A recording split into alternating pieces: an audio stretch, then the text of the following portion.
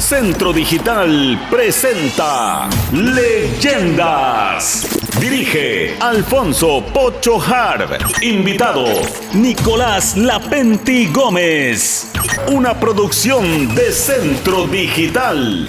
Un saludo cordial, amigos de este programa Leyendas, que se transmite los domingos en vivo en Radio Centro a las 11 de la mañana y que también sale en sus redes sociales y que ha tenido una enorme acogida en muchísima buena parte porque aquí han venido las verdaderas leyendas del Ecuador, en diferentes ámbitos. La gente que hizo historia y que está llegando a esta mesa a contar esa historia.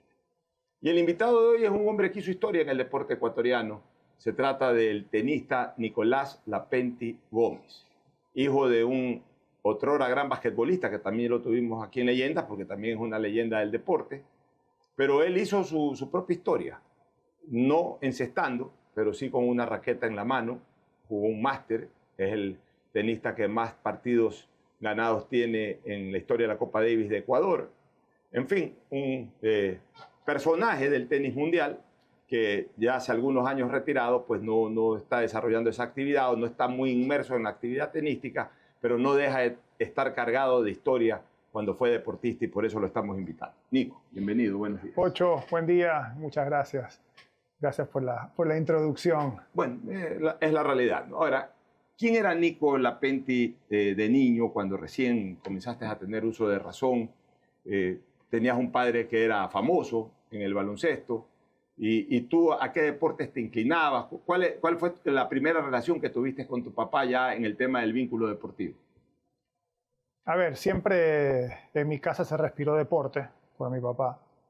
Pero creo que el primer deporte, no sé si llamarlo deporte, pero era la paleta pelota en la playa. ¿Tú eras un niño de cuánto? 4 años. Y cuando íbamos en las vacaciones a la playa, mi papá me daba una paleta y empezábamos a jugar. Y desde pequeño tenía condiciones, lo hacía bien. Pasado un tiempo y cuando mi papá ya se había retirado del básquet, a él lo invitan a ser parte para jugar las Olimpiadas de Guayaquil Tennis Club, para que se meta en un equipo y juegue básquet. Entonces mi papá se hace socio del tenis club y empieza a jugar tenis. Ya a los 35, 36 años, no sé. Y ahí es donde entra esta afición por el tenis y me lleva a una cancha de tenis. Y él ya en vez de vincularte al baloncesto, porque a lo mejor si no se metía a jugar a las Olimpiadas del Tenis Club, hubiese seguido jugando básquet y te hubiese llevado a ti más bien a ser jugador de básquet. Sí, y siempre que había, a ver, en la casa, me acuerdo en la casa de mis abuelos, cuando íbamos, siempre hubo un tablero de básquet. Entonces los fines de semana era tirar y nos enseñaba y todo lo demás, pero nunca nos empujó a que practiquemos el básquet ya en el día a día, sino más bien el tenis. Bueno, ya tú siendo un niño, ¿cuál fue tu escuela? ¿Cuál fue tu colegio? ¿Qué recuerdas de aquella época? A ver, yo estuve en el Colegio Nuevo Mundo toda mi vida. ¿Acá en San Borondón? Empecé en Urdesa. Empecé en Urdesa cuando estaba el colegio en Urdesa y creo que yo pasé acá a San Borondón en 3er grado aproximadamente. Es más, me acuerdo que a veces en las clases de gimnasia el profe nos decía vámonos corriendo al río. Y ibas por el medio del monte. O sea, no habían calles, eran caminitos de tierra, así hasta que llegabas al río y regreso, ¿no? En este caso al río Daule, que era el cercano. Claro, el que estaba más cerca.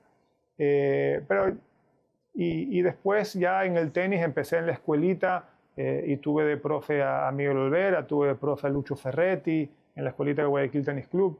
Y esa fue tu formación ya deportiva, pero después de la escuela en el Nuevo Mundo, ¿qué colegio hiciste? No, yo estuve en el Nuevo Mundo hasta que me gradué. Hasta que te graduaste. Sí. Y es más, el Nuevo Mundo me ayudó un montón.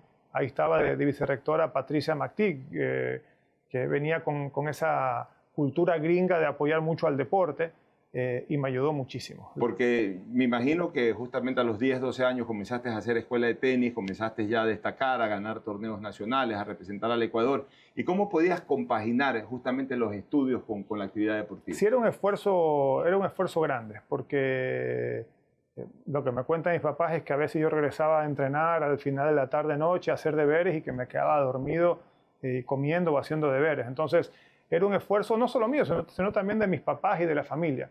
Pero ya con más o menos 14, 15 años en realidad, que es cuando ya me tocó viajar a los torneos COSATS, que ibas a los torneos sudamericanos y tenías que competir un poquito más, ahí es donde realmente yo tuve una ayuda espectacular de parte del colegio.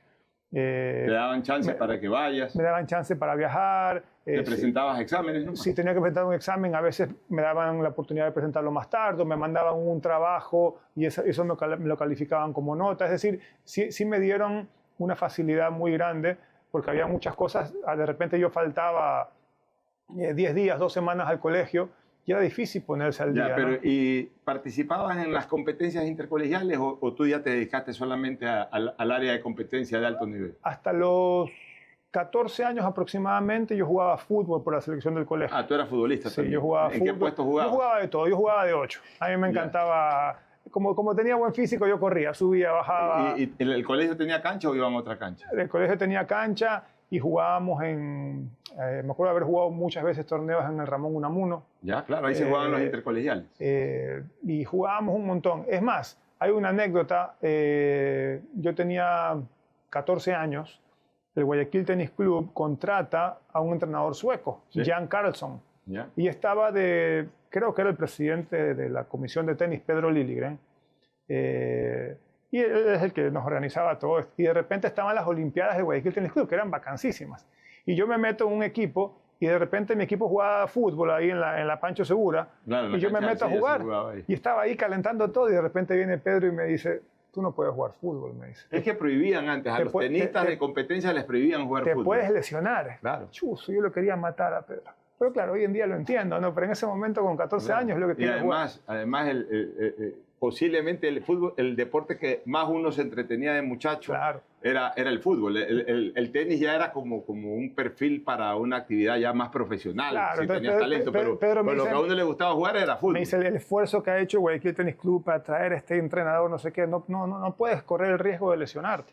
Y la verdad que eso fue un antes y un después, porque a partir de ahí tampoco seguí jugando con el colegio y ya me enfoqué 100% al tenis. ¿Y tú también jugabas básquet, jugabas ping-pong? Yo jugaba todo, pero en realidad en los recreos, en el colegio, fútbol. Básquet sí, de vez en cuando, ping-pong, jugaba vóley, o sea, hacía todo. Ahora, todos los deportes que... Nico, ya entrando a tu formación como tenista, te tengo que hacer una pregunta de cajón. Para mí han habido 2 eras de los tenistas. Los tenistas que se fueron formando con calle, como yo digo, y los tenistas encapsulados. Los tenistas que se fueron formando con calle, Andrés Gómez, Ricardo Icaza. ¿Por qué digo con calle? Porque iban con una raquetita, caminando hasta el club, a veces hasta con pelota usada, sin maletines, sin nada. O sea, iban y hacían paredes y jugaban, y ahí se iban formando, ahí iban creciendo.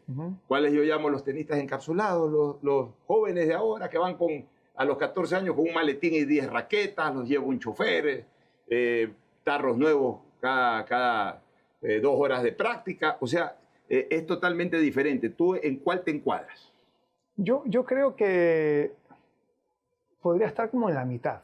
En la mitad. Yo creo que podría estar en la mitad porque... Pues sí estás de acuerdo un poco con esta clasificación. Y muchas otras cosas, ¿no? Porque lo que dices tú, ¿no? Antes, yo me acuerdo cuando era chico, yo tenía una raqueta y se me rompían cuerdas, ¿no? Y estaba el flaco Ronquillo. El flaco Ronquillo, ¿no? En el camerino. Y te parchaba la cuerda, no es que te la cambiaba. Como ahora toda. hace la rana. Claro, tú tenías así, de repente tenías las cuerdas blancas y una azul. Claro. ¿No? Porque te la parchaba porque era más barato y qué sé yo. Entonces sí estábamos acostumbrados un poco más a ser más guerreros, ¿no? Más a la guerra. Sí es verdad que hoy en día están como que y eso les ha quitado ese espíritu guerrero. Sí. Y eso les ha quitado quizás ese entusiasmo el hambre. El hambre, el sacrificio de pelear por una vida profesional. A los 18 años prefieren irse a becas a Estados Unidos. Bueno, ahí hay otro punto, ¿no? Que es el tema económico, ¿ya? Pero ese hambre yo sí creo que se ha perdido. Se ha perdido bastante porque sí es verdad que, a ver, nosotros viajábamos a una COSAT y no te digo que viajábamos y que no teníamos dónde dormir ni qué comer, pero, o sea, viajabas apretados y comías en el club para no gastar de más y no tenías el teléfono que hablabas 1000 horas con tu familia, sino que yo llegaba, me acuerdo, a un hotel en Brasil. Yo llamaba cobro revertido a mi casa y le decía, estoy en el hotel, este es el número de esta habitación, y de repente me llamaban cada 2 o 3 días a ver ¿Qué cómo pasaba? estaba. No se había desarrollado esto Por todavía. eso, entonces obviamente son épocas y seguramente si en esa época hubiese existido esto, Claro. lo hubiéramos hecho también. Pero yo creo que eso sí te formaba de otra manera. Te daba más espíritu guerrero. Sí, Yo creo que ese es el calificativo te ideal. hacía madurar más. O sea, yo creo que nosotros en esa época teníamos como que te ibas y bueno, a luchar ahí, a aprender sobre la marcha. ¿Tu primera gran escuela fue con este sueco? Yo creo que ¿Tú fue comenzaste como a que, aprender a jugar con quién? ¿Con Miguel? En la escuela de Miguel Olvera. Sí, y después con Lucho Ferretti. Ya. Sí. ¿Y en qué momento aparece este sueco? Yo más o menos con 12 años, 12, 13 años, mi papi quería que yo mejore mi forehand, ¿Ya? ¿ya? Porque yo tenía un juego sólido de fondo, tenía buen físico, no fallaba, buen revés, pero él tenía en la cabeza que yo necesitaba hacer con un forehand agresivo. Y empecé a tomar clases privadas con Pancho Guzmán. Que había sido uno de los mejores forehand del planeta. en la El época Guzmán forehand, ¿no? Sí, señor. Entonces Reconocido hasta internacionalmente. mi papi habla con Pancho y yo empiezo a tomar clases privadas con Pancho luego del entrenamiento de la escuela del Guayaquil Tennis Club. Entonces yo terminaba, no sé, pues entrenaba de 5 a 7 Y ahí y yo te de quedabas 7 con a Pancho. 8 me quedaba con Pancho. Solamente entrenando derecha. No solo derecha, pero ese era el objetivo principal, ¿no? Después muchas otras cosas. Y después coinciden que 1 o 2 años más tarde llega Jan Carlson y Pancho estuvo metido en el grupo que, élite, puedo llamarlo así, que hizo el Guayaquil Tennis Club con esta escuelita. Y yo sí creo que nos hizo muy bien, dio un cambio importante porque venir con una mentalidad en esa época, el tenis sueco dominaba. Y aparte me Dominaba el imagino tenis. que ya este hombre es el que trae la metodología de la parte física. Un Porque poco todo. antes el tenista le gustaba era jugar tenis. Sí. Era muy técnico, pero por ahí le faltaba trabajo físico. Este les metió bastante física. Nos metió, pero no había todavía, éramos chicos también, pero no era todavía el trabajo más de gimnasio que hay hoy en día, ¿no? Pero sí era el físico de sacar físico en cancha. Ya, a mí me cuenta una anécdota Billy Macías, que era de tu generación, Luis Adrián Morejón, toda esa gallada que era de tu época, pero me cuenta Billy, él me contó sobre este sueco, y me contó ahí esta anécdota de que se armaron 2 grupos de trabajo, por decir un grupo de trabajo de 2 a 4 y otro de 4 a 6, pero que el sueco, de todos, al que observó que podía tener mucho futuro, era a ti y te hacía trabajar en las 2 jornadas. Yo me acuerdo que él sí se enfocó mucho en mí, ¿no? Y muchas veces incluso él se quedaba cuando yo entrenaba con Pancho y se quedaba mirando y hacía sus comentarios. Y me acuerdo que yo ahora pienso en el sacrificio de los padres, ¿no? Mi papá iba a recogerme en las noches y nosotros salíamos del tenis y lo íbamos a dejar a Pancho a su casa, lo íbamos a dejar al sueco. Y después hablando con mi papi es que yo quería que en ese trayecto poder ir conversando y que tú vayas asimilando las experiencias de estas 2 personas que tenían mundo en el tenis, ¿no? ¿Y en esa época ya tu papá estaba en la función pública como prefecto o No, todavía. diputado o todavía no entraba a la política? No, porque estoy hablando del año 90 Tu aproximadamente. papá entró en el 92 como Sí, prefecto. fue un poco después.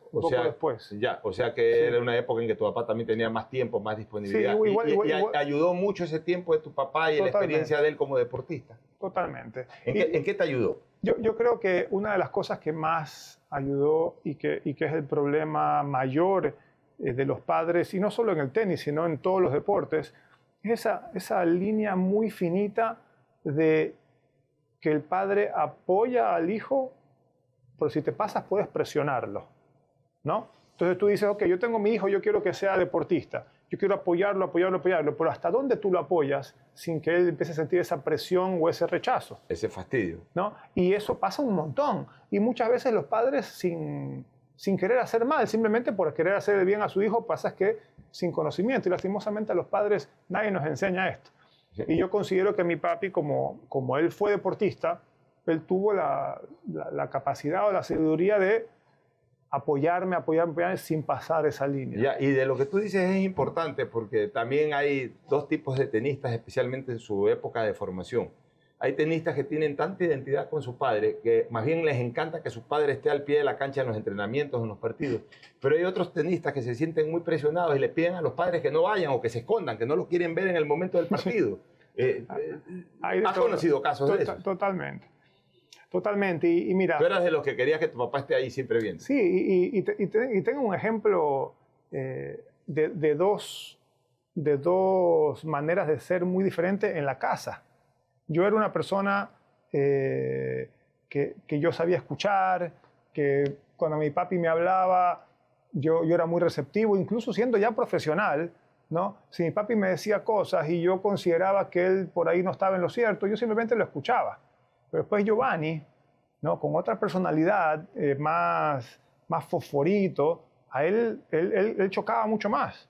No, ¿Le costaba más a tu papá guiarlo a Giovanni? Mucho más. O sea, mi papá quería hacer lo mismo que hizo conmigo, pero con Giovanni tenía ese ya vamos a hablar más adelante de Giovanni. Bueno, entonces, ¿cuándo comienzas ya tú a destacarte, a ganar torneos? ¿A qué edad? ¿Qué tipo de competencias nacionales e internacionales? A ver, yo cuando gano mis primeros torneos provinciales y nacionales fue más o menos con 9, 10 años en las categorías, ¿no? En la categoría de 10 ya empezaba a ganar.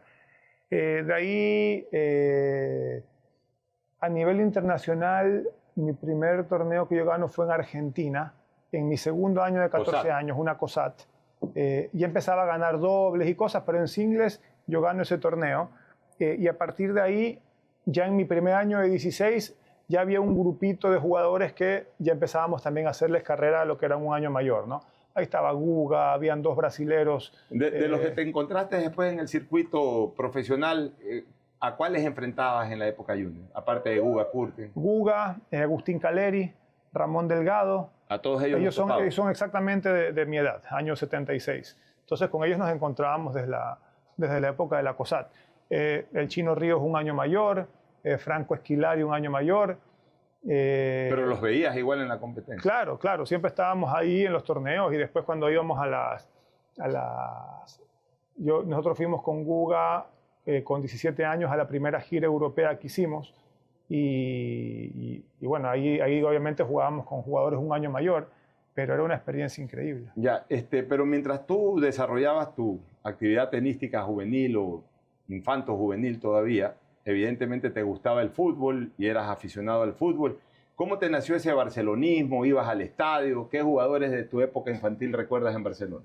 A ver, yo obviamente por mi papá. Mi papi nunca ha sido un fanático del fútbol en el sentido de ir al estadio siempre, pero obviamente sí de ver partidos importantes y de acompañarlo al modelo en algún momento cuando todavía jugaban ahí Barcelona y Emelec. Y de ahí nace en realidad la afición. Y después de jugadores que me acuerdo de mi época. De tu época de niño. Carlos Luis Morales.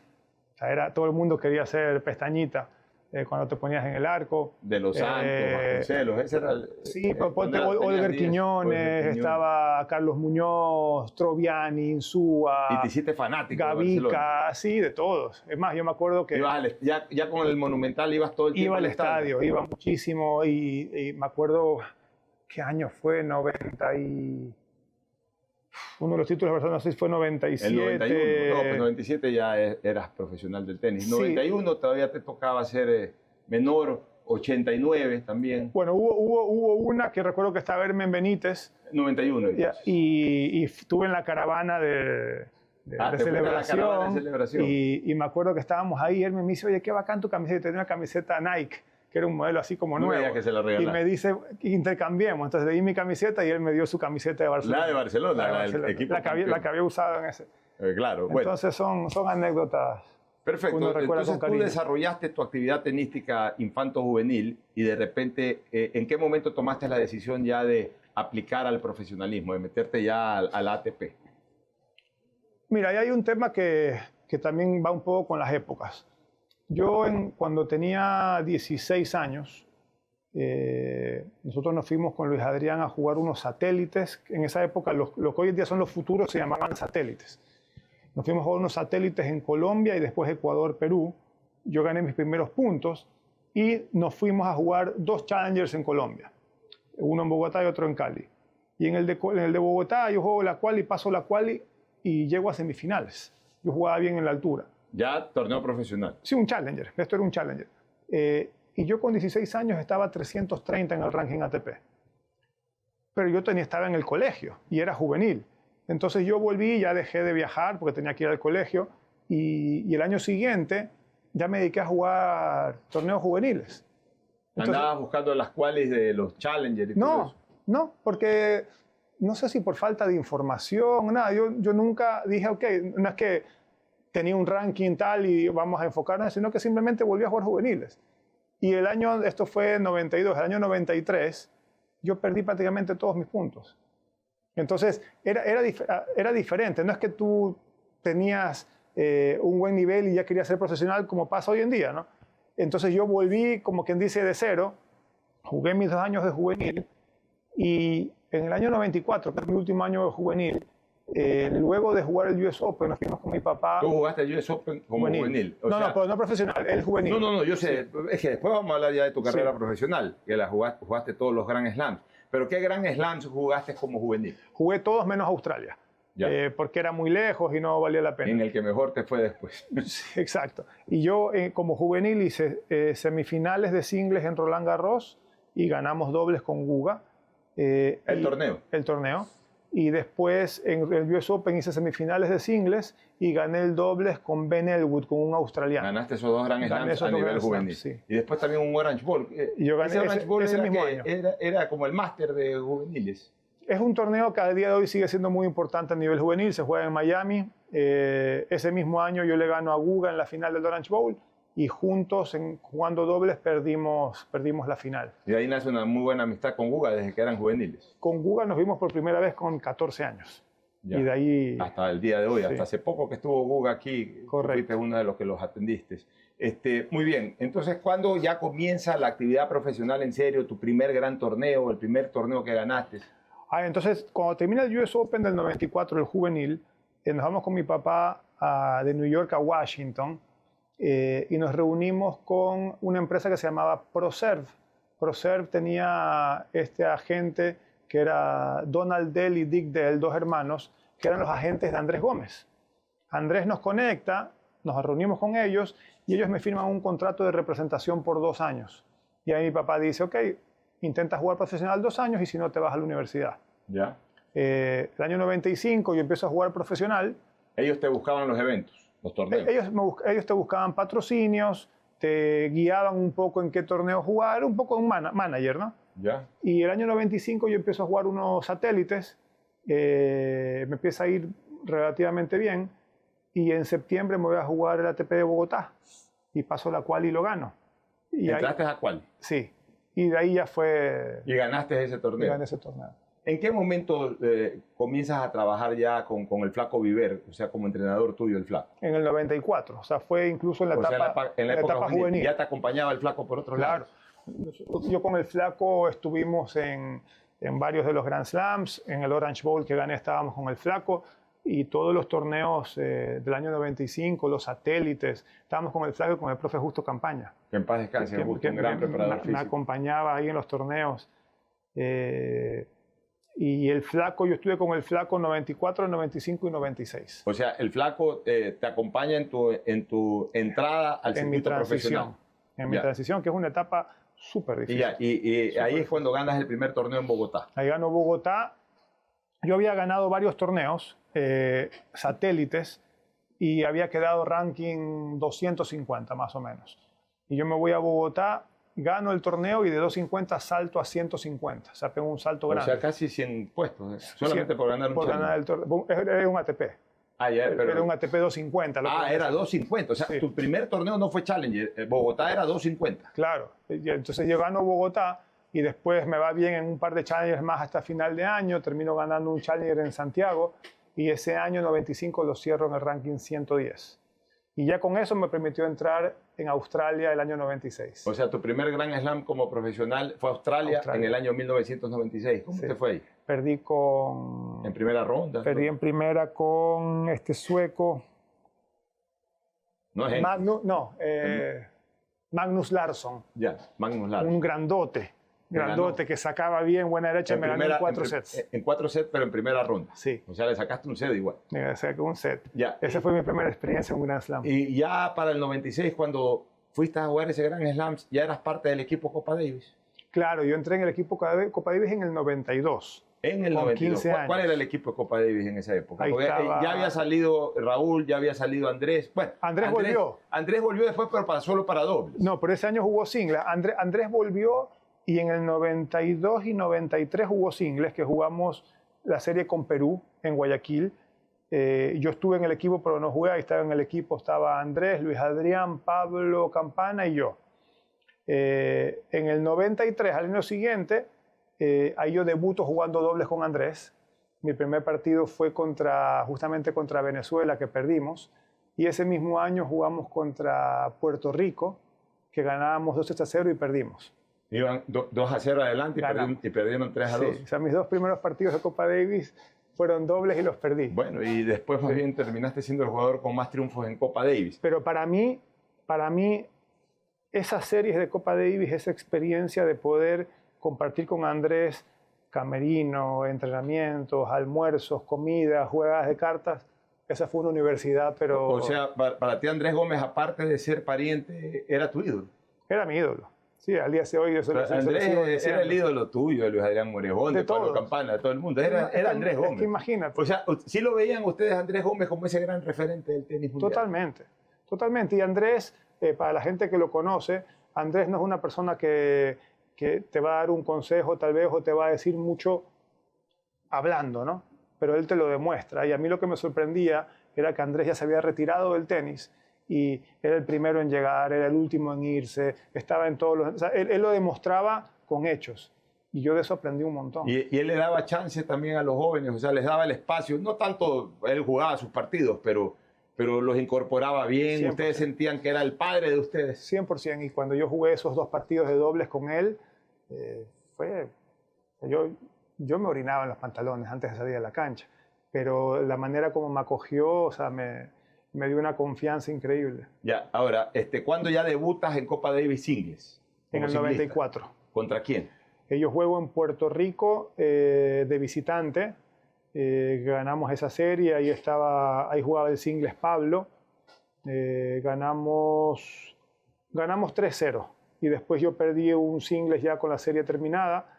Y a partir de ese momento ya fui titular en singles todo el tiempo. Ya, perfecto. Y de ahí ya viene la serie del 97 contra Chile en Santiago. Y ahí el Chino Ríos era el número 1, ¿no?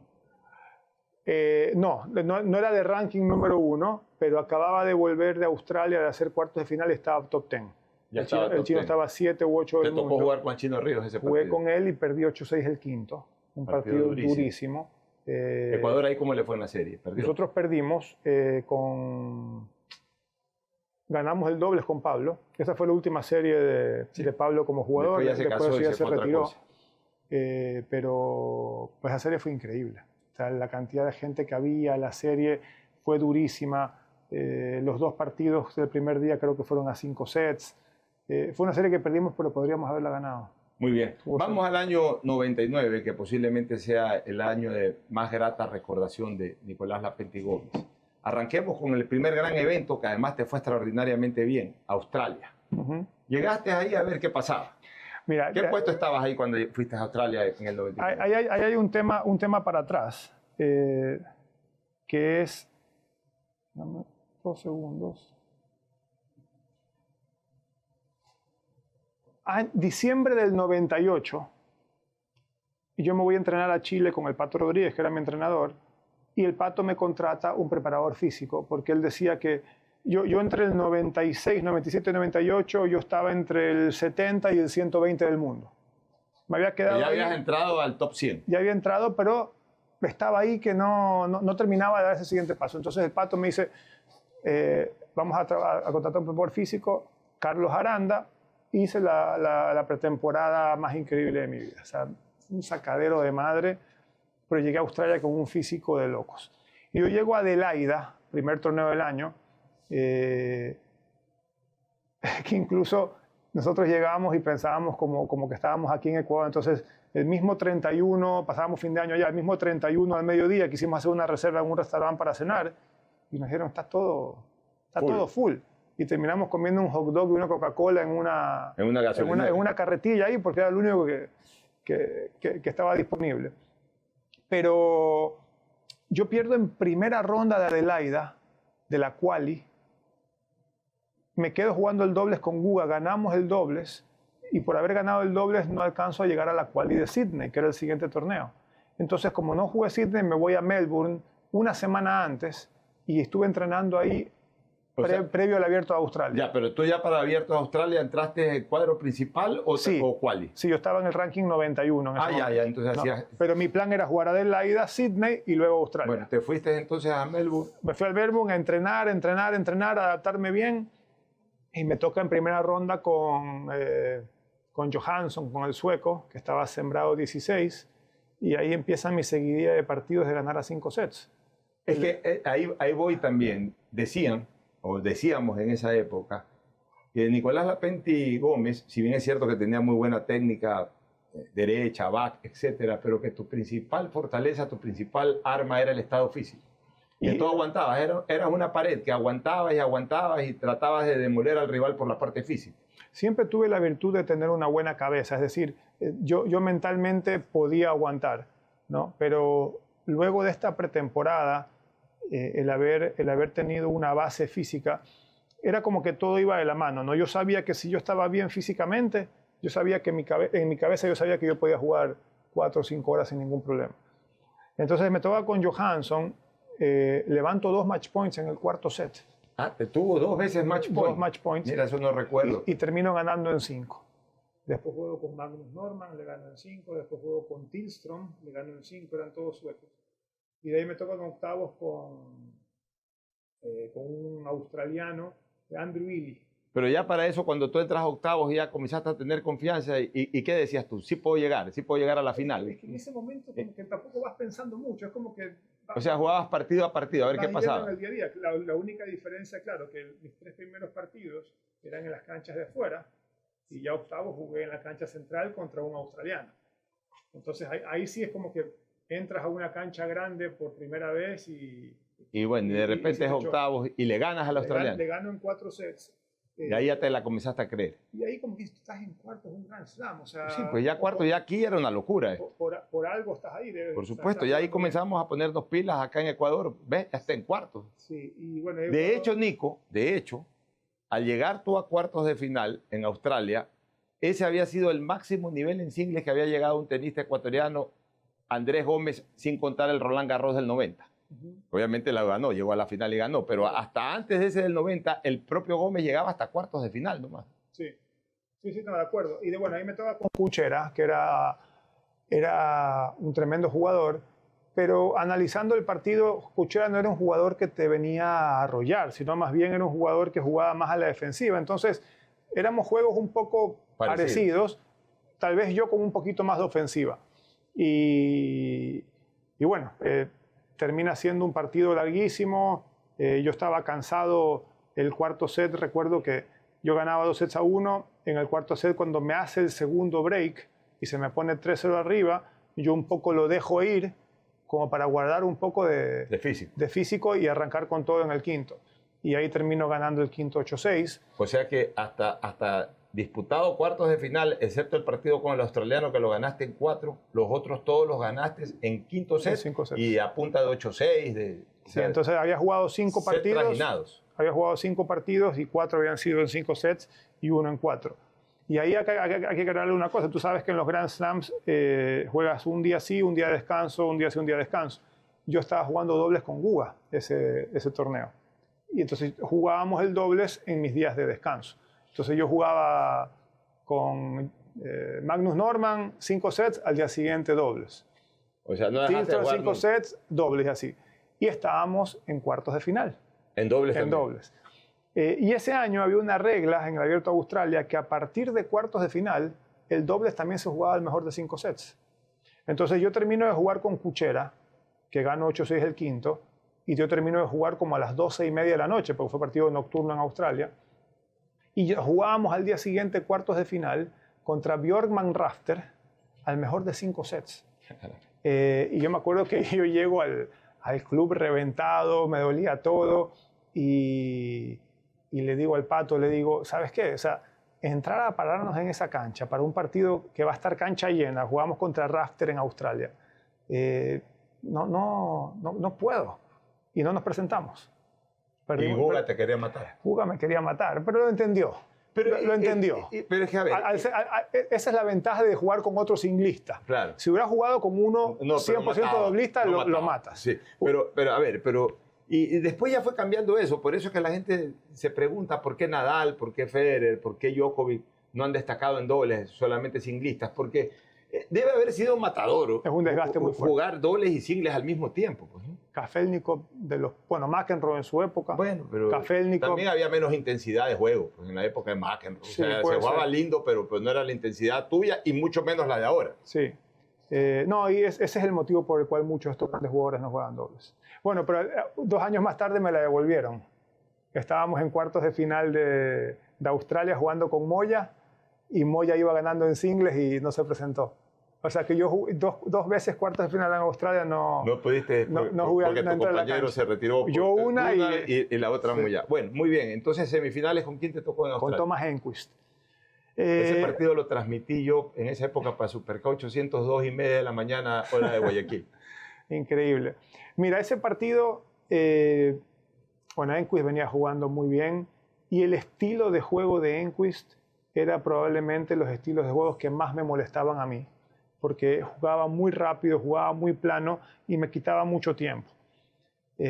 Sumado a que yo entré a ese partido bastante desgastado. O sea, yo físicamente estaba reventado. Me acuerdo que había una estadística que las horas en cancha mías eran 17 horas y las horas en cancha de Enquist eran 11. Había una diferencia. O sea, una diferencia brutal.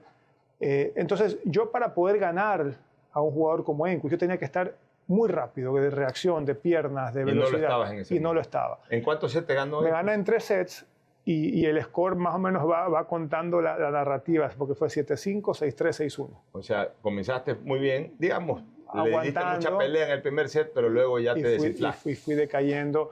¿Y eso en qué decae? En que tu saque ya no es tan penetrante, que tus tiros cada vez son más lentos, en que ya no puedes defender bien y el jugador se te va viniendo encima y cada vez es más difícil. Sin lugar a dudas, esa fue tu mejor actuación en Grand Slams y la segunda mejor actuación ecuatoriana en Grand Slams de singles. La primera, la de Roland Garros que ganó Andrés, y esta la semifinal que hizo Nico. Ese Australia terminó llegando a la final Marcelo Ríos, si no me equivoco. No, ese Australia lo gana Kafelnikov. Kafelnikov, pero no fue contra Ríos la final. No, contra Enquist. Claro, sí, contra Enquist. Que fue el que Ríos llega a la final el año anterior. El 98 que pierde con Peter Korda. En Australia mismo. Sí. Muy bien. Y dime una cosa, de ahí ya, obviamente con esa actuación en Australia, semifinalista, ¿pegaste un salto a dónde en el ranking? Yo salto del 91 al 44. Ya te metes entre los 50 primeros. Sí. Ya, y entonces ahí comienza a generarse aquí en Ecuador, nosotros le dábamos seguimiento a todo esto, una gran expectativa por tu participación en los Grand Slams, luego vino Roland Garros. ¿Ese fue tu primer Roland Garros después de Australia? ¿Cuándo fue tu primer Roland Garros? Mi primer Roland Garros también fue en el 96. En el 96, cuando yo jugué mi primera Australia... ¿Entraste por quali también? Ya entro directo a Roland Garros en el 96, que ese año perdí con Medvedev en el 96. ¿Cuál fue tu mejor posición en Roland Garros? Octavos de final. Octavos de final con Guga. Ya, ¿y por qué tú siendo especial, digamos, el tenista ecuatoriano por su formación en el Guayaquil Tennis Club, su principal piso fuerte es la arcilla, ¿por qué en Roland Garros no pudiste destacar como por ejemplo en Australia? Yo tuve Roland Garros cuando estaba en mis mejores años, digamos entre el 99 y el 2002. Yo tuve un par de derrotas feas, malas, o sea, para lo que eran mis expectativas, ¿no? En el 99 creo que pierdo en segunda ronda. En el 2000 pierdo con Guga, en el 2000 juego bien, pierdo con Guga en octavos. Partido bueno, partido duro, me gana los 2 primeros sets fáciles, el tercer set fue 7-6. Guga termina ganando ese torneo. Guga ganó 3 Roland Garros. Claro. Creo que hasta seguido. No, Guga gana 97, 2000 y 2001. Y luego 2000 y 2001 tengo 2 derrotas que no fueron buenas. Entonces, en Roland Garros fue un torneo donde yo me sentía jugando bien, pero en realidad mis resultados nunca fueron acorde a lo que yo esperaba. Ahora, a Guga yo recuerdo que en esos torneos lo acompañaba mucho su señora madre. Sí, y su abuela a veces también. Y su abuela. ¿Y tú hiciste amistad también? Claro, sí. Cuéntanos un poco ya ese interior del camerino. Guga era tu gran amigo desde los 14 años. Pero, por ejemplo, antes del partido en octavos de final en Roland Garros, ¿se veían en el camerino y ahí sí había distancia? No. ¿Cómo era la relación ya de rivales en un partido puntual? La distancia en un partido como ese se puede tal vez generar ya el día del partido. Claro, estoy hablando en el camerino, antes de salir a la cancha, tú allá, yo acá. Pues, claro, pero o sea, nada de abrazos ni conversaderas. Pero por un nada. tema de concentración y nada más. O sea, voy a jugar contra ti, yo estoy metido en lo mío y ya estoy concentrado y no te hago bromas. Nada más. Pero el día anterior o el día después... O apenas acaba el partido del estrechón de manos, vuelven a ser los amigos de siempre. Totalmente, totalmente. Y obviamente también depende de la relación que tengas con el jugador. Pero en el caso con Guga, que es una relación muy cercana, claro, o sea, nos veíamos el día anterior o a veces hasta entrenábamos juntos, pues ya el día del partido definitivamente ya cada uno está metido en lo suyo y cada uno quiere ganar. Entonces ahí ya empieza como que ese no es un distanciamiento, pero sí es como que un poco más de seriedad. Ya, perfecto. Entonces, eso en cuanto a esa relación. Ahora, te quiero preguntar, después de Australia viene esto de Roland Garros, y nosotros estábamos en esa época pendientes de cada uno de los Grand Slams que jugabas, pero nunca te terminó de volver a ir bien. O sea, ya eras top 10, ya habías jugado el Máster, pero ¿por qué te costaba pasar de cuarta ronda en los Grand Slams? Mira, había un tema del estilo de mi juego, ¿no? Que a veces yo en estos torneos que se jugaba 5 sets, había muchos partidos donde yo jugaba o yo era superior que mi rival y yo lo podría haber terminado en 3 sets, en hora 40, 2 horas, ¿no? Y los partidos se alargaban. Entonces, a mí muchas veces eso me iba mermando físicamente. Entonces, cuando yo llegaba a una tercera ronda, una cuarta ronda, yo llegaba un poco tocado, ¿no? Pero sí es verdad que en los Grand Slams habían muchos momentos donde yo tenía que marcar y demostrar el ranking que estaba y cómo estaba jugando y tuve malas derrotas. Ya, muy bien. Luego, a pesar de después en Wimbledon, que jugué bien, hice cuartos de final. O sea, ¿cómo te sentías tú jugando Grand Slam en césped, que casi nunca se jugaba? Yo fui aprendiendo a jugar en césped y el hecho de haber jugado la Copa Davis el año 2000 ahí en Wimbledon, ya vamos a hablar de eso. A mí me enseñó mucho, porque fue la única vez en mi vida que yo estuve prácticamente 5 semanas seguidas jugando en césped.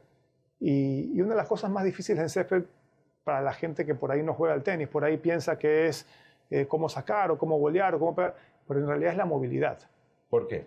Porque el césped es césped natural, entonces tú te patinas. Y no juegas con pupillos. Juegas con pupillos, pero igual te patinas. Entonces, si tú ves a los jugadores cómo van corriendo, es como que van corriendo y no frenan nomás, es como que frenan dando unos pasitos extras.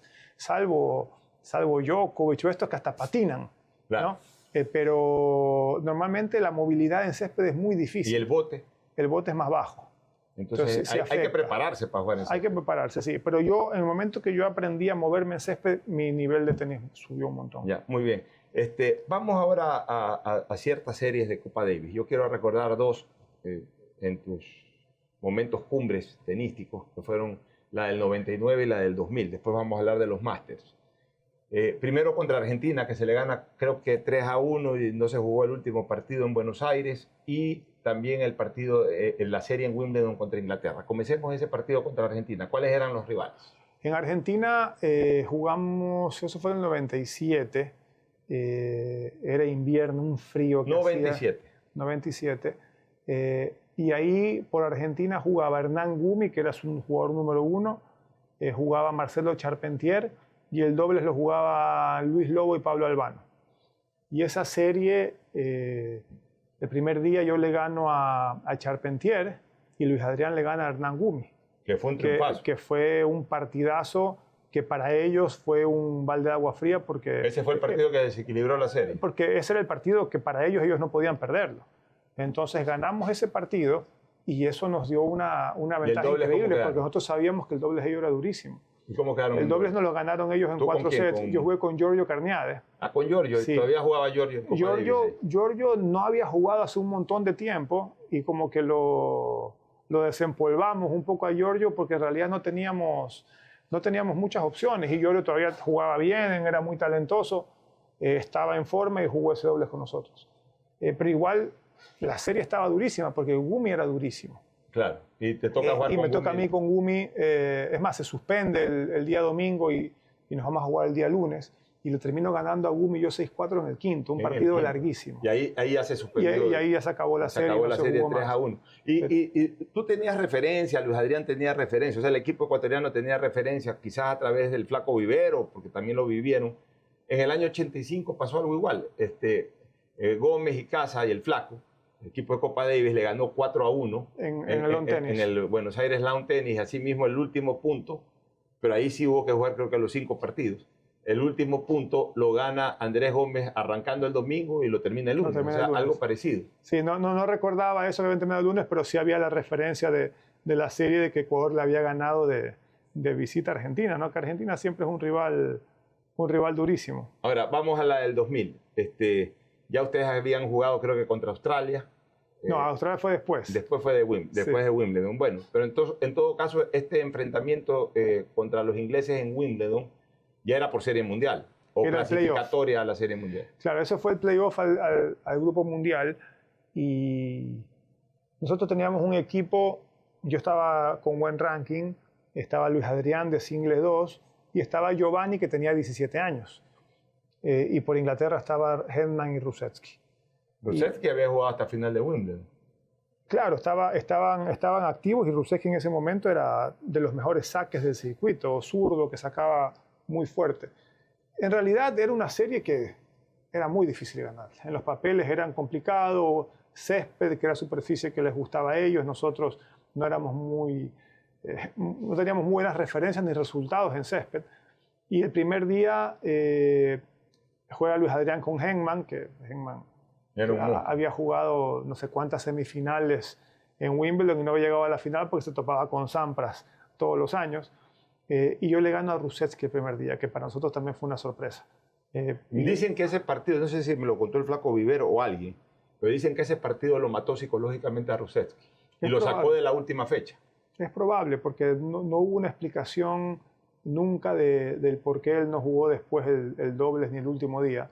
Dijo que tenía una lesión en el pie, pero no es algo que se lo vio o lo demostró en el partido de singles. ¿Lo ganaste en cuánto? ¿En 5 sets? En 5 sets. Pero claro, es que yo creo que nunca se lo esperaron. ¿Y en césped? En césped. Nunca se lo esperaron. Entonces seguramente eso los terminó de liquidar.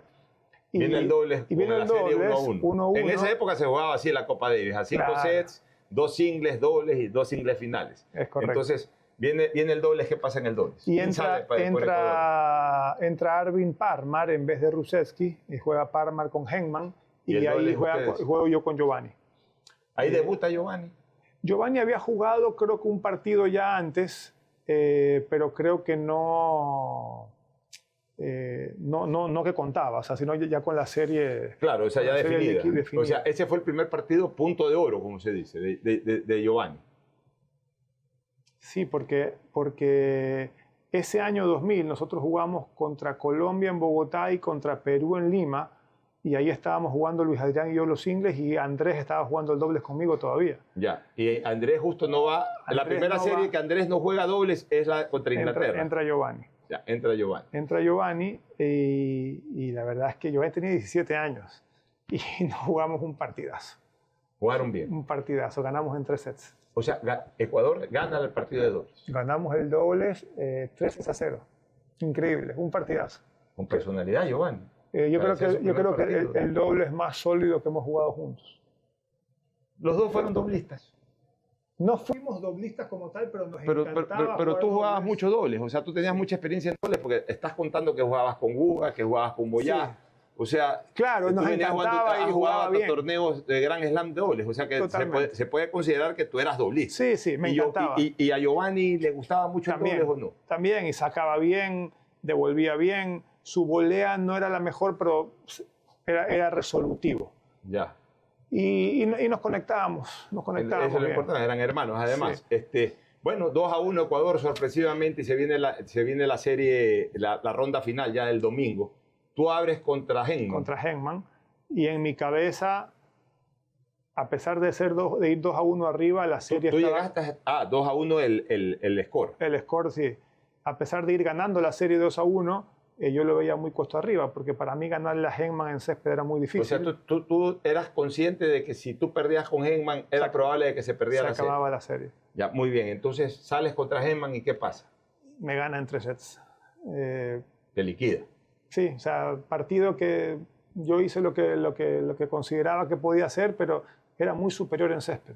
Tenía los golpes planitos, sacaba y voleaba bien, se movía bien en césped. O sea, era un jugador que era muy difícil ganar. Bueno, entonces la serie se pone 2-2 y el muchacho de 17 años tiene que salir a la cancha con Palmer, era el rival, ¿no? Parmar, sí. Parmar. Arvin Parmar. Palmer. Bueno, Y por suerte fue, porque si era Ruseski era otra cosa. sí. Hay que reconocer. Y Parmar era un jugador que yo no estoy seguro cuál fue su mejor ranking, pero habrá estado de 120, por ahí. No era un votado tampoco. No era un votado y era el típico jugador que siempre aparecía en la temporada de césped. ¿Y cómo aparece Giovanni si el jugador, el ciclista era Luis Adrián? Porque el flaco, cuando lo ve jugar a Giovanni como se desenvolvió en el dobles, dijo, yo creo que tiene posibilidades de... O sea, fue decisión técnica del flaco. Y era más también por un tema de estilos de juego. Luis Adrián era además con un estilo de juego de jugar en arcilla. Giovanni, a pesar de tener 17 años, era grande, sacaba bien, tenía golpes un poco más que se adaptaban al césped. Yo creo que son esas decisiones que tienen los capitanes. Milagrosas. ¿No? Decisión táctica milagrosa. Sí, y empieza el partido y el partido empieza a darse como todos nos esperábamos. Parmar empieza a ganar el primer set, gana el segundo set. Paremos ahí. Segundo set, va perdiendo tu hermano, va perdiendo Ecuador el último punto. Tú dijiste ya, se acabó esta serie. Mira, yo cuando entro al camerino, después de perder con Henman, yo estaba hundido. No por haber perdido el partido con Henman, porque en los papeles era lo normal, ¿no? Pero era como que esas oportunidades que se te presentan en la vida, que tú dices, tengo esta oportunidad de pasar al Grupo Mundial, de ganarle a un jugador como Henman en césped, yo sé que era difícil, pero no lo logré hacer. Y claro, yo me quedo así, y es más, me acuerdo que Giovanni sale a la cancha y yo me quedé en el camerino un rato más, así como que reflexionando y ya simplemente, ok, este va a ser un trámite y listo. ¿Le dijiste algo a Giovanni antes de salir a la Sí, cancha? le dije que... Bueno, tranquilo, ¿qué le dijiste? Simplemente le dije que tenía que disfrutarlo, que intente no demostrar más de lo que él sabía y que en la situación en la que él estaba, seguramente es la situación que cualquier tenista en el mundo quiere estar, o sea, tener la posibilidad de entrar a definir una serie de Copa Davis. Bueno, entonces 2-0 se pone... Y tú estabas viendo ya el partido en la tribuna con tu papá, porque tu papá estaba ahí. Estábamos con Luis Adrián. Yo estaba con Luis Adrián y con el equipo. Y tu papá estaba aparte. Y estaban ahí con la familia, ¿no? Y en el fondo era como que las cosas, Giovanni iba perdiendo y no es que estábamos sorprendidos, era lo normal. Era normal y era como un trámite del partido. Y yo creo que Giovanni empieza a darle vuelta al partido por esa como... ¿Viste? Cuando están los niños que son irresponsables, pero porque son niños, porque son inmaduros. Y entonces yo creo que dentro de su irresponsabilidad empieza como a tirar, no sé qué, empieza a irle mejor, el otro se empieza a poner un poco nervioso jugando de local, está jugando contra un niño de 17 años por ganar la serie, y se empezó a notar un cambio. Bueno, ¿qué hicieron ustedes cuando gana el tercer set? Gana el tercer set. Bueno, a ver qué pasa, ¿no? Gana el cuarto. Ah, ¿no? No, y nosotros ya no podíamos más. Ya lo que sufríamos en la tribuna, porque sufres mucho más de afuera que de adentro. Claro, ¿y el quinto? Y el quinto, ya cuando Giovanni se pone break arriba, yo me acuerdo que cuando iba a sacar por el partido, yo tenía la costumbre cuando terminaba de jugar y estaba por el club, me ponía unos zapatos de correr con los cordones desamarrados. Y me acuerdo que estaba ahí a sacar por el partido, entonces me empecé a amarrar un zapato, después ya me empezó a amarrar el otro, y cuando gana pegamos un pique, nos metemos a la cancha. Se vio eso espectacular, porque cae al suelo de felicidad, a celebrar Giovanni, y le cae todo el mundo encima. Y entonces aquí tu papá ahí sentado donde tú estás, que recordaba eso, en un momento determinado todo el mundo festejaba y Giovanni se estaba asfixiando. Giovanni se estaba asfixiando porque tenía como a 6 o 7 personas encima. Él no quería sacar de encima a todos porque estaba preocupado más en Giovanni, que dice que no podía respirar, pues estábamos todos muy emocionados. En éxtasis en ese momento. Fue uno de los grandes triunfos. Yo diría que en el ranking de los triunfos de Copa Davis, ¿cuál sería tu ranking ya a título personal de los que no jugaste antes de ser tenista, de los que ya no jugaste después de ser tenista y obviamente de los que jugaste cuando eras tenista, si tienes que rankear los 4 triunfos más importantes en Copa Davis, incluyendo el del 67 contra Estados Unidos, ¿cuáles serían para ti esos 4 triunfos más importantes en Copa Davis? Sin ponerlos en orden. Sin ponerlos en orden. A ver, definitivamente el triunfo de Estados Unidos. El 67. El triunfo de... El del 85 contra Argentina. El 85 con Argentina. Este de Inglaterra. El del 2000. Y de ahí algún tratando de pensar. Y el de Argentina mismo fue el del 3-1, el del 97 también. Porque... Sí, pero yo tal vez arriba de ese pondría el de Porto Alegre en el 2009, que le ganamos a Brasil y volvemos a subir al Grupo Mundial. ¿Cuánto le ganan ahí a Brasil? Le ganamos 3-1. Ya, ¿y qué jugadores tenía Brasil y qué jugadores tenía Ecuador? Ahí estábamos. Estamos hablando de 2009, ¿no? 2009, ya cerca del final de tu carrera. Fuera, sí, exacto.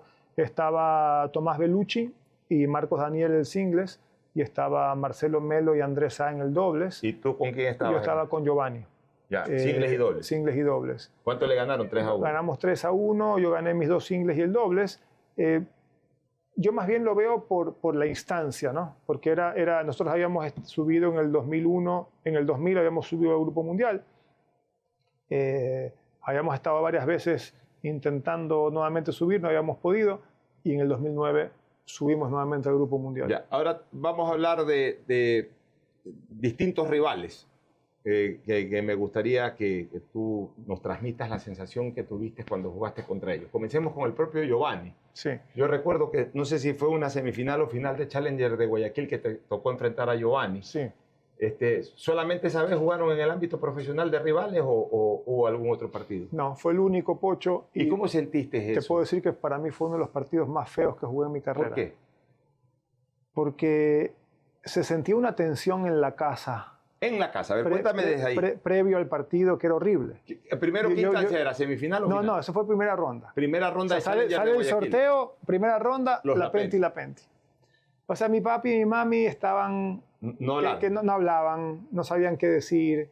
¿Desayunaron juntos, almorzaron juntos? En la casa, los días previos era todo como una tensión, se vivía una tensión fea. Pero porque... ¿A quién quieres que gane? Pero eso es tus padres. ¿Y tú con Giovanni conversabas? Sí, obviamente conversábamos, pero turro, pues, o sea, nunca habíamos vivido esa experiencia. Y ya en el partido... Ya, antes de salir a la cancha, ¿se vieron? Sí, estábamos en el camerino, besos, suerte, buen partido. Pero cada quien también concentraba. Cada uno quería ganar. Pero ya en la cancha, siempre cuando se jugó el Challenger, lo bonito era, para mí lo lindo de jugar en Guayaquil es tener ese respaldo del público y todo lo demás. Ese partido fue a 3 sets, terminé ganando yo a 3 sets. Los dos jugamos, el partido técnicamente fue malo, pero el público también, era como que todo silencio, porque como que nadie aplaudía a ninguno de los dos.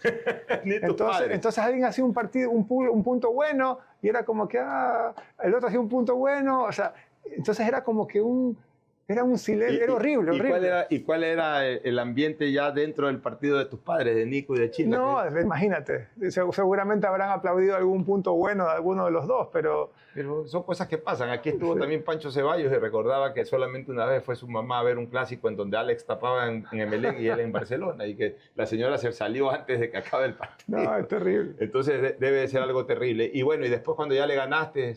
Ahí todo volvió a la normalidad. Sí, pues ya al día siguiente ya pasa y bueno, el que en este caso me tocó ganar a mí y yo seguía adelante en el torneo. Pero... Oye, ¿por qué? Hablemos un poquito de Giovanni. Giovanni tenía características que tú no tenías. Yo creo que él tenía una derecha muy contundente, mucho mejor que la tuya, y tenía sobre todo un gran saque. Mucha gente decía, hasta yo en algún momento llegué a pensar eso, de que Giovanni tenía más condiciones naturales y técnicas que Nico Lapenti Gómez. Pero ¿por qué Giovanni no pudo llegar ni siquiera remotamente a donde tú llegaste? Yo coincido. Para mí Giovanni tenía unas condiciones impresionantes. Yo tengo ejemplos de llevármelo a Giovanni con 14 años a algunos torneos en el circuito. Yo ya estaba jugando los torneos ATP. Y él entrenaba con todos los profesionales de tú a tú. O sea, él ya con esa edad... Con 14, 15, ya era sparring. Era sparring a un ritmo increíble y los jugadores lo pedían. Jugamos un Challenger aquí en Guayaquil, Giovanni también con 13, 14 años, con una actitud increíble. Lo que pasa es que en el tenis y en el deporte en general no todo es talento. Y hoy en día tal vez es importante tener talento, pero es una parte mínima. Luego está todo lo que es la parte física y la parte mental. Giovanni, con 16, 17 años, era un niño muy alto. Pues si tú ves fotos de Giovanni en el mismo Wimbledon que estábamos hace un rato con 17 años, más de 1,90, pero con un cuerpo de niño. O sea, su contextura muscular no estaba desarrollada aún. Entonces él empieza a jugar torneos dentro del circuito y yo creo que lo que pasó fue que su cuerpo no estaba listo para esa exigencia. Y empezó a tener muchas lesiones. ¿Y su mente? Y su mente le pasaba factura. Ya era el tenista encapsulado, no era, el de los amigos, el de las farras, el del poco sacrificio, porque siempre se dijo eso también de Giovanni. No, yo creo que más bien Giovanni era un jugador que él no confiaba en su físico, ¿no? Y si las cosas se le empezaban a complicar, él no era un jugador que se quedaba luchando y que físicamente él sabía que iba a aguantar, sino más bien quería intentar terminar los puntos muy rápido. Ya. Entonces, se le complicaba un partido, se le alargaba, la tendencia era más a que lo termine perdiendo. Entonces, y después vinieron muchas lesiones. Tuvo muchas lesiones de espalda, o sea, hasta cierto punto no tuvo la suerte tuya. Y si bien es cierto que tenía más fortalezas en el golpe, pero ni de lejos alcanzó a tener la fortaleza tuya, que era la parte física. Sí, ese sería el resumen de por qué se diferenciaron. Yo creo que sí, y yo fui un trabajador nato, o sea, yo me sacaba la madre entrenando y me sacrificaba un montón. Giovanni no tenía tanto ese sacrificio. Mi umbral del dolor, me refiero al dolor en entrenamiento, del sacrificio. El sacrificio era muy alto, y el de Giovanni más bajo. Quiero que me hables un poco de los Masters. ¿Cuántos jugaste? ¿2? Yo jugué un Masters. Uno solo, el 99. El del 99. Que en me Hannover. Acuerdo que, sí, en Hannover, y hubo un video espectacular en donde salían los mejores tenistas del mundo y estabas también ahí. Sí. ¿Cómo fue esa experiencia del Master? Fue única, fue increíble. Pasó todo tan rápido ese año. Ese fue el mismo año de Australia, que empiezo en 91. Y me empieza a ir bien todo el año. Y termino llegando hacia finales de año. Yo estaba 3 en el ranking, ganó Lyon. ¿Cuántos torneos a propósito ganaste ATP, aparte del 5. De Bogotá? Lyon, no. Indianápolis, Lyon. Indianápolis ganaste. Sí, Lyon, St. Pölten y Kitzbühel. Ya. Yo gano Lyon ese año, me pongo 11. Y el último torneo del año, que era París-Bercy, hago cuartos de final, y con esos hago semifinal, que pierdo con Agassi, y con eso entro de octavo al Masters. La experiencia única, porque es un torneo donde hay solo 8 jugadores. Los mejores del mundo. Primera vez en la vida que yo llegaba, normalmente tú vas a un torneo y tienes el camerino donde están todos. Aquí era un camerino personalizado para cada jugador, con tu nombre en la puerta. O sea, era algo diferente. Era otra cosa, ¿no? ¿Y qué grupo te tocó? Me tocó, la verdad es que había los 8 jugadores, que ya los vamos a nombrar, eran monstruos, ¿no? Todos. Pero me tocó Sampras, Agassi y Guga. ¿No? Suicidio. O sea, y en el otro grupo, que eran obviamente monstruos, estaba Kafelnikov, Todd Martin, Enquist y Kiefer. Ya, pero como rival es mucho más complicado. Sí. O sea, si a ti te daban a elegir entre 3 de acá y 3 de acá, tú te ibas al otro grupo. Yo me iba al otro grupo, pero... ¿Perdiste los 3 partidos? Perdí los 3 partidos. Primer partido me tocó con Agassi. Eran a 3 sets, ¿no? No, sí, al mejor de 3 sets. Primer partido jugué con Agassi, incluso fue el primer partido del torneo. Venías jugando semifinal de París-Bercy, además, con Agassi. Sí, y yo estaba nerviosísimo. De los partidos que más nerviosos he estado en mi vida. El debut en el Máster. Sí. Y Agassi entró como una... Para mí, de los jugadores más difíciles, aparte de enfrentar, era Agassi. Se me paraba encima de la línea y me dominaba. Pero ese día... Jugó un huevo, como se dice. Me barrió. Después perdí con Guga, que también perdí en 2 sets. Y después perdí con Sampras, y con Sampras perdí 7-6, 7-6. Jugué Buen partido. el mejor partido que... ¿Quién ganó ese Master, Sampras? Lo terminé ganando Sampras. Mira tú, y le hiciste un gran partido, 7-6, 7-6. Ahora quiero hablar un poquito del Big 3. Del Big 3, ¿con quién te enfrentaste? Yo recuerdo un partido, creo que de octavos en Cincinnati con Nadal. Ese partido sí lo tengo en mi memoria, pero no tengo otros partidos en mi memoria con Federer y con Djokovic y otros más con Nadal. ¿Cuántos partidos jugaste con cada uno de ellos? Yo jugué con todos. De rival, obviamente. De rival. Empiezo por Djokovic porque con Djokovic solo me tocó una vez. Roland Garros 2008 o 9, creo que fue 9. ¿Cómo te fue? Me toca cancha central. En el primer set me doblo el tobillo. Intenté jugar unos games más y me tuve que retirar. Novak estaba ya top 10. Era muy difícil que yo le gane. Pero era una máquina que terminó siendo. Ya era bueno, pero no sé cuántos Grand Slams tenía en ese momento. Creo que había ganado uno, todavía ninguno. Pero ya estaba... 2009. Yo creo que estaba entre los 4 o 5 primeros sembrados. O sea, ya estaba ahí metido, pero no era obviamente el Djokovic yo vendía. Pero nunca más me tocó jugar con él. Y de ahí con Nadal jugué 3 veces. La primera vez le gano yo en Bostad. Tú le ganas a Nadal. En el 2003. Pero Nadal Rafa era tenía peladito. 17 años. Pero le gané 7-6 en el tercero. O sea, ya se hablaba de este fenómeno español con unos brazos gigantes. Me tuvo como 4 match points y le termino ganando 7-6 el tercero.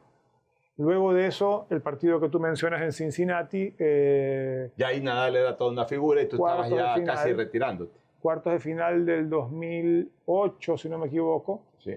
Que un muy buen primer set, 7-6. Lo recuerdo. Y después pierdo 6-1. Y Nadal, cuando te volvió a enfrentar ahí, no se acordó de que tú le habías ganado cuando él era un pelado. No, pero más bien Tony me lo recordaba siempre. Me decía, increíble el partido que nos ganaste en Boston. Siempre que nos veíamos nos lo recordaba. Y ese día pasa algo. Rafa, esto era 2008, y Rafa había sido la sombra de Federer. Nunca había podido ser número 1 del mundo. Y si Rafa llegaba a semis de Cincinnati, era por primera vez número 1 del mundo. Y me gana a mí y se mete en semis. O sea que con el triunfo contra ti, él pasa por primera vez en su vida tenística a ser número 1 del mundo. Mira, no era inmediatamente ese lunes por un tema de ranking, pero ya se lo aseguraba. Ya se lo aseguraba. Y de ahí... Era un partido de noche, último partido. Sí, más o menos fue 7 de la noche. Hora de volvemos al camerino, ya no había nadie. Estábamos él, su equipo, yo, mi equipo, conversando, no sé qué. Salimos al parqueadero ya para irnos. No había nadie, vacío. ¿Qué van a hacer? No, vámonos juntos a comer. Entonces nos fuimos a comer. Con Nadal. El equipo de Nadal con mi equipo. Y estábamos ahí y de repente, bueno, comentan algo de que, bueno, finalmente el número 1 del mundo, no sé qué. Entonces, Tony le dice, bueno, hoy por premio te puedes tomar 2 Coca-Colas en la cena. Ese fue el 2 Coca-Colas, o sea, no 2 vinos, no 2 vasos de whisky. O sea, celebró con 2 Coca-Colas. Claro, tenía que jugar al día siguiente. Pero el sacrificio del deportista que la gente no lo entiende. Sí. ¿Y de ahí cuál fue tu tercer? Y el tercero fue al año siguiente, 2009, en Monte Carlo. Me gana 6-3, 6-0. Areteó en el segundo. Me areteó en el segundo. Y para mí yo jugué mejor el segundo que el primero. A veces suele pasar eso. Pero ahí yo comprobé en ese partido que era una fiera. La pared que era Nadal en arcilla. Una fiera. Ya, sí. Y con Federer jugué... Con Su Majestad. Con Su Majestad jugué 4 veces. ¿4 veces? 4 veces. Jugué 2 veces en Hamburgo. ¿En qué años más o menos? 2004... ¿Ya Federer era top 10? Sí. Yo juego con Federer dobles de pareja en el año 2000 en Halle. Mira tú. Pero ahí era un peladito. No, él ya estaba en el circuito. No, en el 2000 no, pues. Sí, él ya era profesional. Él habrá estado 30 del mundo y yo estaba top 10. Ya. Jugamos y perdimos en primera ronda contra Kafelnikov y Bacek, que eran una pareja buena. Y bueno, después jugamos la primera vez, creo que fue 2003 en Madrid, cuando Madrid se jugaba indoors a final de año en Casecampo. Jugamos 2004 en Hamburgo, jugué otra vez en Hamburgo, no sé si 2005 o 2006, y jugué 2010 en Miami, en Key Biscayne. Y te ganó los 4 partidos. Me ganó los 4 partidos. Ya, y de tu relación con este Big 3, ¿con cuál de los 3 tuviste una mejor relación? Con Rafa. Con Rafa por ser latino, por el idioma, por mi relación con Carlos Moyá. Ya, los dos son Federer mallorquines. sencillo, con los rivales, con los tenistas, Federer o era medio distante. Con Federer tenemos una buenísima relación. Federer siempre fue una persona muy, muy normal, una persona de camerino, de estar ahí conversando, haciendo bromas y todo lo demás. Cada vez que nos vemos, saludamos muy bien, pero no era una relación de, esta noche vamos a cenar. Ya, con Rafa sí. ¿Cenaste varias veces o solamente Sí, varias veces. Con Rafa es, vamos a cenar, listo, vamos, y vamos un grupo. ¿Y con Djokovic? Con Djokovic, no, pero yo llevo casi 3 años junto con la PTPA, con esta asociación de jugadores de la que Djokovic ha sido parte, aunque ahora hace unas semanas mencionó que se salía. Entonces nos ha tocado varias cenas en los últimos años y por este tema, ¿no? ¿Y sencillos los 3? Sí, gente. Ya, y ahora, da tu opinión como rival que ha sido de ellos, como amigo que ha sido de ellos, pero como hombre de tenis. Entre los 3, para ti, ¿cuál es el mejor? A ver, por números, ya no cabe menor duda que es Djokovic. ¿Le ves posibilidades de ganar un último Grand Slam o ya crees que es complicado? Yo lo veo difícil. Yo lo veo bien Lo mismo difícil. piensa Luis Adrián, que ya no va a ganar. Sí, es muy difícil. O sea, ya está, habiendo llegado a la final ahorita, Australia es lejos su mejor Grand Slam, yo lo veo difícil. A ver, Djokovic por números y eso, obviamente por tenis, ¿no? Porque si no, no hubiera hecho todo lo que ha hecho, ¿no? Pero yo creo que Federer fue un poco el Michael Jordan del tenis o el Tiger Woods. O sea, Federer llegó a un momento donde él transformó el tenis y lo que él significó a que el tenis se haga más conocido y que la gente quiera ver más tenis, ¿sabes? Yo creo que ese fue Federer, aparte de su técnica. Yeah. O sea, si tú hablas de quién es el jugador más cercano a la perfección, ese es Federer. Así es. Entonces, definitivamente. Nadal. Y para mí Nadal es la persona que más, o sea, físicamente el mejor, mentalmente también. Perseverancia. Pero es para mí el jugador que más supo evolucionar para ir mejorando las condiciones. Es decir, si tú lo ves a Nadal del 2005, que gana su primer Roland Garros, su estilo de juego, jugaba 6 metros atrás, tiraba la bola para arriba, corría además, y empiezas a ver su evolución y cómo después él hace para ganar Wimbledon en césped y cómo hace para ganar el US Open y cómo evoluciona su juego de ser más agresivo y no irse más atrás. Quizás el más fuerte en lograr objetivos que se trazaba. O sea, ahora quiero ganar Wimbledon. Impresionante. Y siempre la gente decía, no, él no va a poder aguantar, que la lesión de su rodilla, no sé qué, y salía. Que ya está terminado, y boom, y lo conseguía. Yo los tengo plenamente identificados a los 3. Para mí, Djokovic es el mejor de todos los tiempos por los títulos. Y obviamente porque el más contundente, el tenista más contundente que yo he visto. El mejor Djokovic tenía la contundencia que no la he visto en nadie. El más elegante, indiscutiblemente Federer. Así es. Federer para mí es el más grande. Yo sí diferencio lo que es el mejor del más grande. El mejor es el que mejores números tiene, pero el más grande es el que es el referente de un deporte.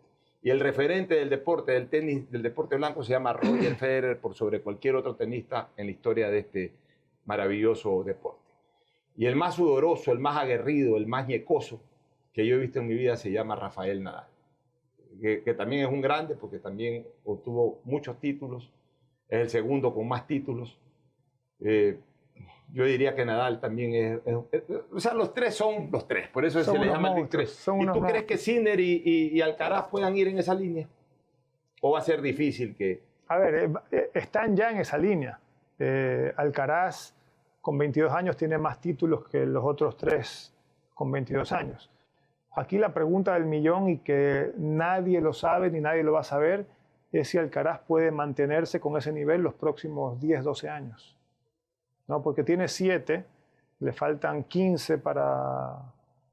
Djokovic tiene 24, ¿no? Djokovic tiene 38. No, Grand Slams. Djokovic tiene 25 Grand Slams. No, 24. 24, bueno. 24, 22 Nadal le faltan, y 20 Federer. digamos que le faltan 17 títulos de Grand Slams a Alcaraz para igualarlo a Djokovic. Ritmo. No, él tendría que ganar 2 títulos al menos al año por los próximos 8 años. Claro, ¿no? 9 años. Llegar a esos números es complicado. Entonces tiene que mantenerse a ese nivel, mantenerse sano, no tener lesiones. Esa es la parte que nadie la va a saber. Así es. Como nivel, lo tiene. Pero el tema es lo que lograron estos tipos durante tanto tiempo. Nico, yo sé que eres casado, estuve hasta en tu matrimonio hace más de 10 años, pero lo que no fue en su época no tiene por qué molestarle a tu señora. Hay 2 romances que siempre sonaron, que tuvo Nicolás Lapentti con 2 personalidades mundiales, con Ana Kournikova y con Sofía Vergara. ¿Cómo se generó la relación con ambas? A ver, con Ana, obviamente por el tenis, fuimos muy buenos amigos desde muy pequeños. Estábamos en el circuito, no coincidíamos en muchos torneos, pero tuvimos una muy buena relación, incluso con mi entrenador, con sus entrenadores, con su familia. ¿Y en qué momento se da el flechazo? Bueno, esos son rumores. Esos son rumores que nunca se comprobaron. Ya, pero que todo el mundo sabe que existió. Y después, bueno, con Sofía nos conocemos. ¿Dónde la conociste a Sofía? En el año 2000 en Miami. Nos conocemos en el año 2000 en Miami por conexiones ahí de un primo mío que había estado viviendo allá. Junto con Luis Adrián empezamos ahí a salir con unas amigas de Sofía, y un día dijo que nos iba a presentar, que había una cena, y nosotros no creíamos hasta que llegamos a la cena, y ahí nos conocimos y con Sofía sí salimos un tiempo. Ya, y dicen que perdiste la cabeza por Sofía Vergara. Bueno, ¿quién no la puede perder? Pero que ya en lo deportivo perdiste la cabeza, que a veces hasta dejabas torneos y todo, porque te enloqueciste. No, ese era el rumor que se corría en esa época, que en lugar de ayudar a tu carrera tenística, como que te desconcentraste un poco por ese romance. No, eso es mentira. O sea, yo seguía en el circuito y incluso me acompañó a un par de torneos. O sea, ella ya figureteaba el tema, o sea, ella no lo escondía. Ella era tu pareja y salía, se presentaba en la tribuna a un partido tuyo como pareja tuya. Sí, estuvo en un partido, yo juego en Basel, el año 2000 en Basel contra el Chino Ríos. Estaba ella ahí mirando el partido. Luego el año siguiente juego en Miami con Lleyton Hewitt, que justamente está en Quito ahorita. Y ella estaba ahí. O sea, no había eso, pero nunca dejé de ir a un torneo. Yo seguí mi circuito. Ella tenía sus cosas. Ella incluso viajaba bastante también por trabajo. Pero nunca dejé de ir a ningún torneo. En todo caso, queda aclarado eso. Nico, y tu partido de despedida, ya te habías retirado del tenis, pero se te organiza un partido de despedida con Pete Sampras, que también estaba retirado. Hasta ese momento, Pete Sampras era tu máximo ídolo. Era el referente. Hasta ese momento... Todavía no llegaba Federer a los 14. Era el más grande. Y para mí siempre fue como que... Yo había jugado con Sampras 4 o 5 veces en el circuito, pero Sampras sí era un poco de esa quinta como Agassi, que eran como rockstars, como vedettes. No tenían mucha chance de... No eran sencillos. No eran como Federer, yo creo que los topabas en el camerino y conversabas o te sentabas Estos en el eran más tirados a lo que eran. Exacto. Unos bacanes. Y yo siempre dije, me encantaría poder sentarme a conversar con Sampras. Y ahí nace la idea de poder traerlo, y la verdad es que superó todas las expectativas. Ya, perfecto. Entonces, ahí ya tú decides retirarte del tenis, y de todas maneras, como queda sembrada esa amistad con el Big 3, lograste traer a Federer y a Nadal. ¿Cuán complicado fue negociar con ellos, convencerlos de que vengan a jugar, ambos como tenistas activos? A ver, la primera vez con lo de Federer, todo se da porque tenían armado yo una gira por Sudamérica. Manolo Maté, gran amigo colombiano, me pregunta si es que quería yo ver la posibilidad de traerlo a Ecuador, y yo dije que sí. Y cuando me dijo lo que valía el torneo, dije, lo veo difícil, pero la verdad es que tuve el apoyo en ese momento de Quito, de la ciudad, de la marca privada, no dejó de ser un riesgo grande, porque cuando tú haces un evento tienes que apostar a que las cosas salgan bien. Pero la verdad es que fue un evento muy lindo. Vino con Zverev. Vino con Zverev. Tremendo partido. Fue espectacular, la verdad que fue espectacular. ¿Y lo de Nadal? Y lo de Nadal más bien fue un poco diferente. Ahí yo con Carlos Costa, que es su manager, yo empecé a hablar con Carlos un año antes y le dije, ¿por qué no armamos una gira por Sudamérica similar a la que hizo Federer? Y ahí empezamos a hablar con los promotores de los otros países para poder hacerlo. ¿Descartas traer a Djokovic, ya que estás metido en esto? No, y he estado hablando con su equipo. Y el tema es que Djokovic en la situación que está ahorita no sabe mucho. No, Djokovic ahorita ¿Qué va a pasar? Djokovic él se siente todavía muy activo y además su última actuación en Australia lo demuestra, todavía es protagonista. Sí, él vino a jugar él jugó con Del Potro la despedida en Argentina en diciembre del 2024. Pero ya vino por parcería, por amistad. Y vino solo a eso, porque ahí justo estuvimos hablando también, bueno, si ya vienes a Sudamérica, pero está como en otra y está en una situación en la que él no sabe hasta cuándo va a jugar. Entonces como que es difícil para él prepararse. Nico, pero estamos planeando. Mira tú, esa es noticia.